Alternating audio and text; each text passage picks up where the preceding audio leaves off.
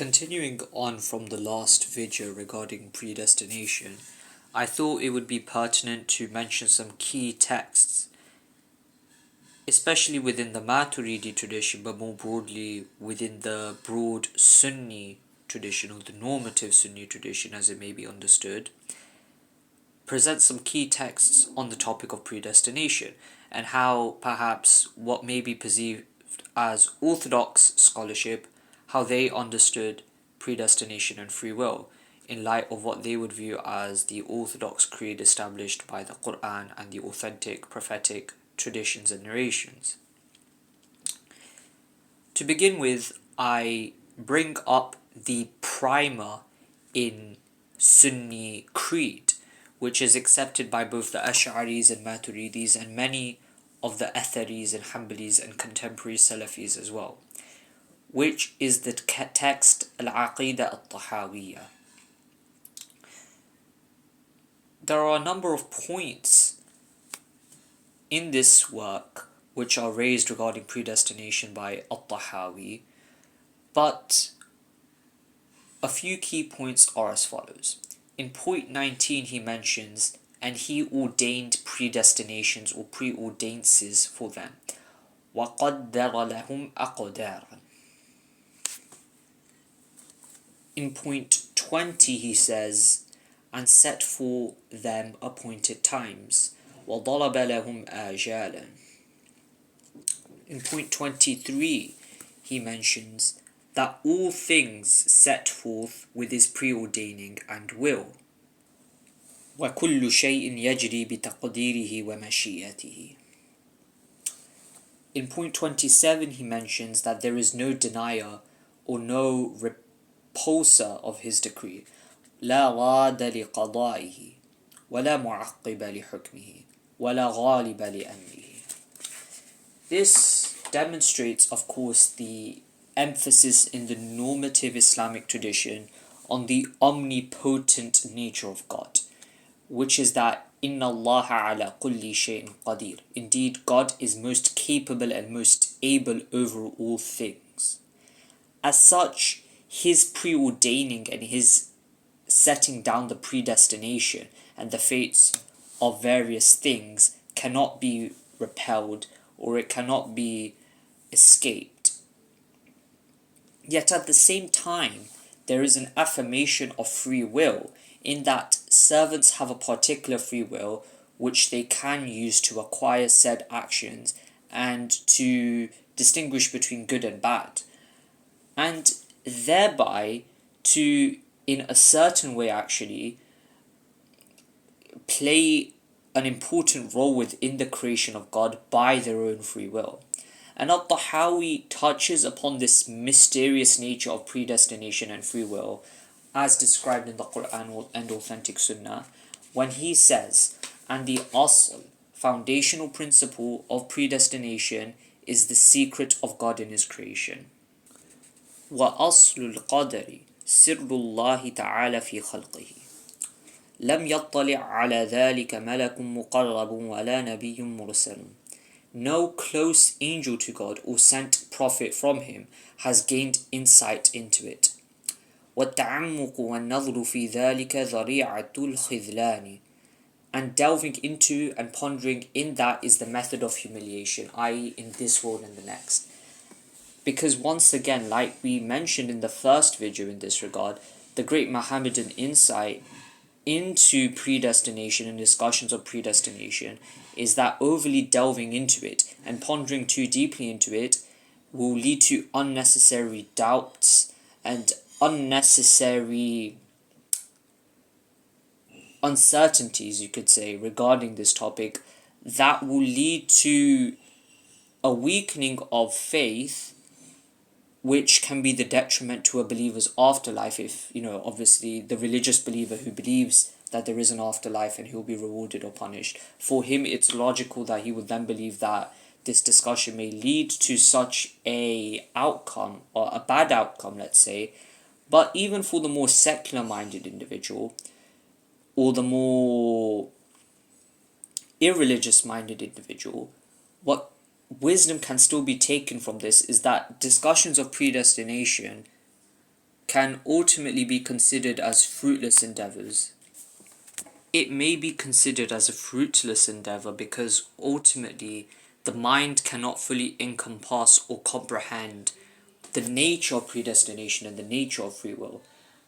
And furthermore, it's always a matter of contention and there's no final say in it. There's always going to be disagreement. So it's better to leave that which causes doubt to that which will not cause doubt.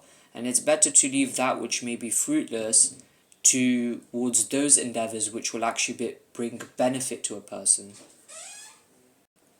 Then in point 46, he mentions, because knowledge is two kinds of knowledge, meaning when he's talking about predestination and the nature of the knowledge of predestination.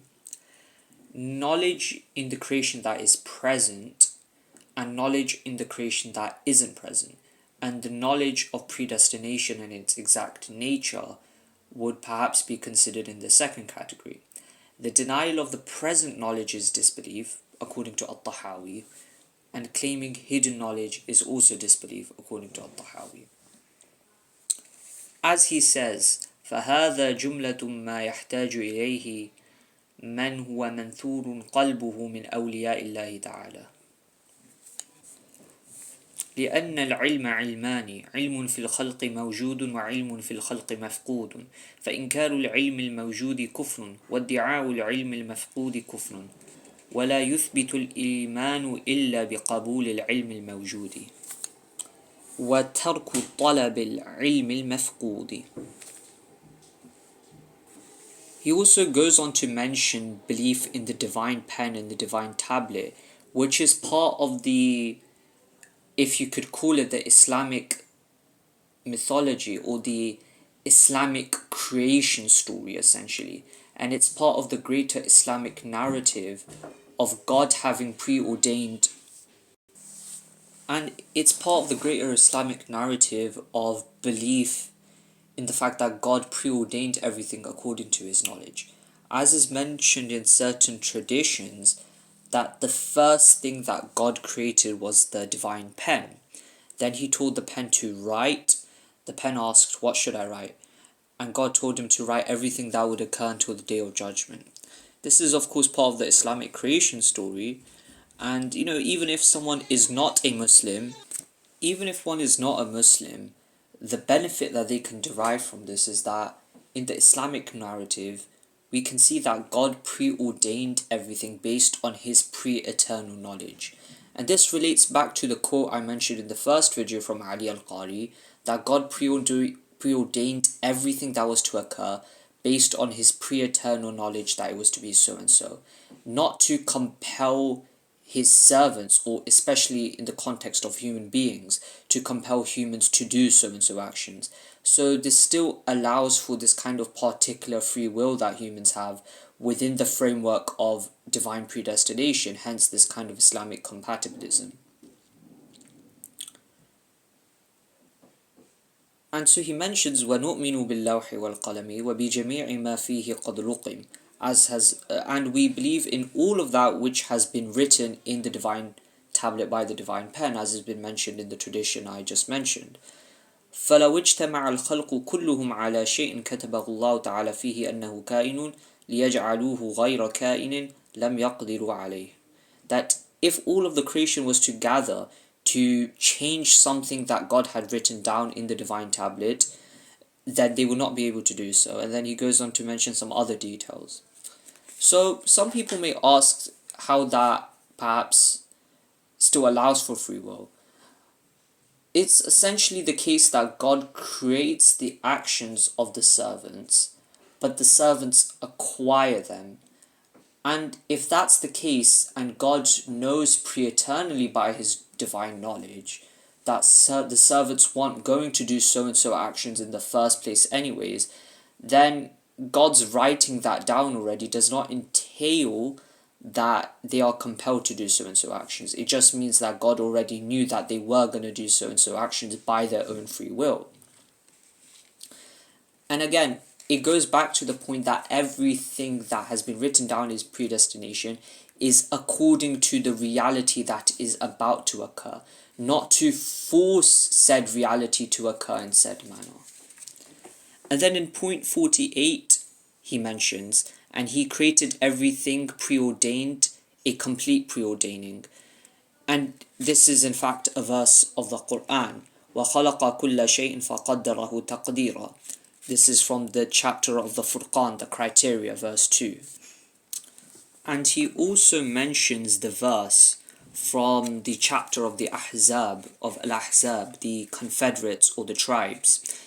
Verse 38. وَكَانَ أَمْرُ اللَّهِ قَدْرًا مَقْدُورًا.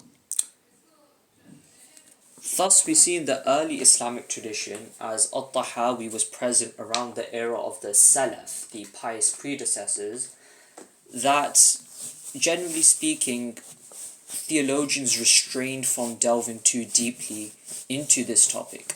They simply affirmed the reality of predestination as has been described in the Quranic texts and also in the authentic traditions from the Prophet Muhammad, but they avoided delving deeply into it.